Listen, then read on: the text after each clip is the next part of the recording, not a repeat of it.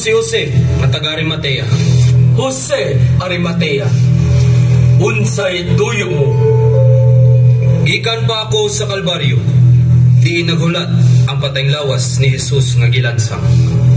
Maghangyo ako sa imong pagtugod, nga amo siyang ilubong. Patay na diri siya? Tungod kay ugma, adlaw ang igpapahulay.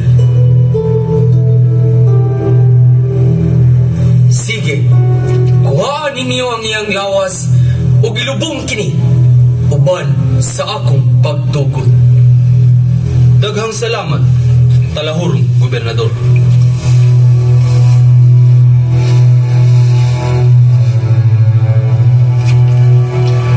Gobernador, kanang Jesus nga Nazaretnon, nag-ingon sa iyang mga tinunan nga sa ikatulong ka adlaw siya mabanhaw.